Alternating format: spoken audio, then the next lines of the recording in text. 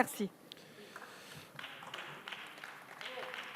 La parole est désormais à Madame Clémentine Autain pour le groupe de la France Insoumise et pour une durée également de 5 minutes. Madame Autain.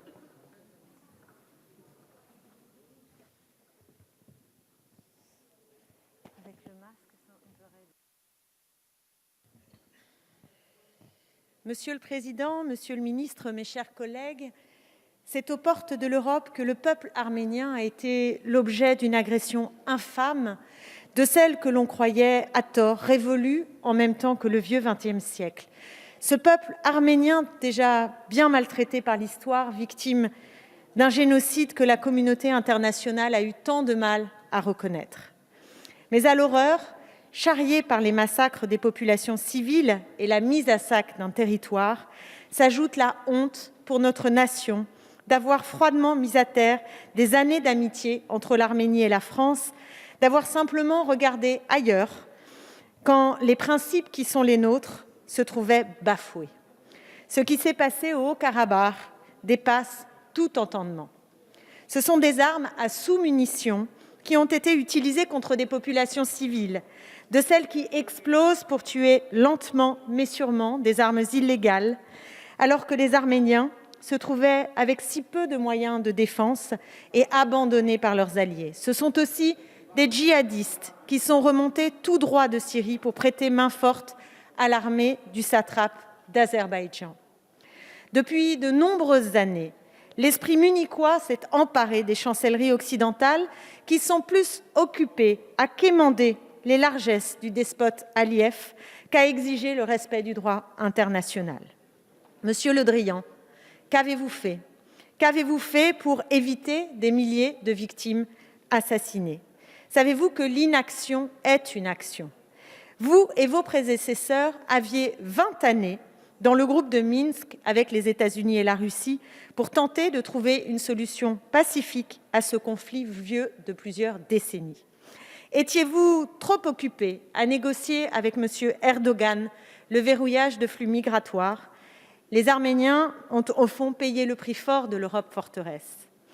Mais la France a aussi abandonné les sociétés civiles turques et azerbaïdjanaises qui se battent pour le droit et la paix, et notamment les intellectuels, auxquels la France aurait dû apporter son soutien.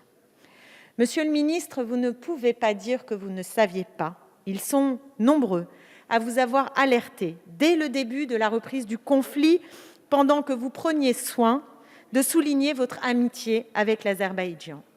Il faut dire que le marché français des armes est fructueux avec M. Aliyev. La vérité, elle réside dans les mots de la lettre que vous a adressée le comédien d'origine arménienne Simon Abkarian. Il dit « À Pachinian, le démocrate, vous avez préféré Aliyev, le dictateur, et au courage politique, le nettoyage ethnique. Je comprends, vous ne pouviez décemment compromettre vos engagements commerciaux. Mais en agissant de la sorte, c'est la jeune et fragile démocratie arménienne que vous faites échouer dans une région propice à la corruption et au totalitarisme. » Alors, l'objectif général de cette résolution présentée par nos collègues LR est louable. Que la France prenne position pour une reconnaissance du Haut-Karabakh. Pour autant, mes chers collègues, je ne goûte guère à l'esprit de ce texte qui vient mettre du choc des civilisations là où l'expansion de régimes dictatoriaux est rendue possible par le déshonneur de notre diplomatie. L'Azerbaïdjan, premier partenaire commercial de la France dans le Caucase, sait monnayer à prix d'or notre cécité, et son allié turc a trouvé dans notre gestion stupide des flux migratoires matière à nous forcer la main jusqu'à la fracture. Je ne vois que trop bien le jeu hypocrite auquel se livrent ainsi ceux qui étaient au pouvoir hier, se parant de l'étonnement quand ils portent eux aussi une responsabilité lourde dans ce qui advient aujourd'hui. Car il ne s'agit pas d'une affaire de religion, mais d'un nouvel impérialisme que vous dénoncez ici, chers collègues, et encouragez dans le cadre de l'OTAN.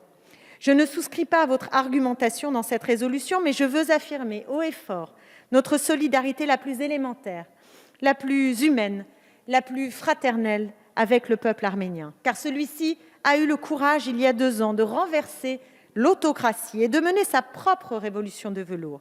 Il est aujourd'hui meurtri, acculé est menacé, menacé dans sa chair, menacé dans son intégrité démocratique, menacé dans son intégrité territoriale.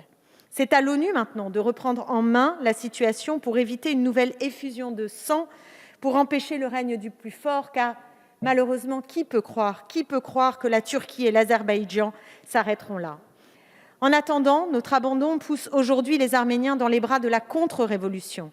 Il resserre sur eux l'emprise d'une Russie dont ils cherchaient à s'émanciper. Il met à terre une amitié franco-arménienne nourrie depuis des siècles. Eh bien, je veux qu'ils sachent qu'ils auront toujours, dans leur quête de justice, tout mon soutien, tout notre soutien. Merci beaucoup, Madame Autain. La parole pour le groupe de la Gauche démocrate et républicaine est désormais à Monsieur Pierre Dharréville pour 5 minutes également. Monsieur Dharréville.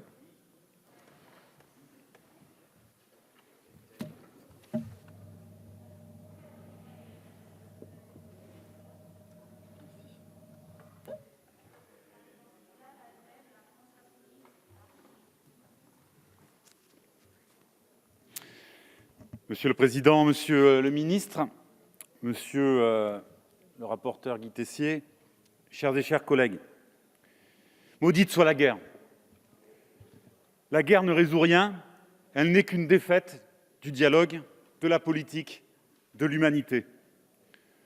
Tout ce qui peut l'être doit être fait pour l'éviter. Pourtant, dans de nombreuses régions du monde, toujours perdurent des conflits, macèrent des nationalismes, s'aiguisent des appétits de domination.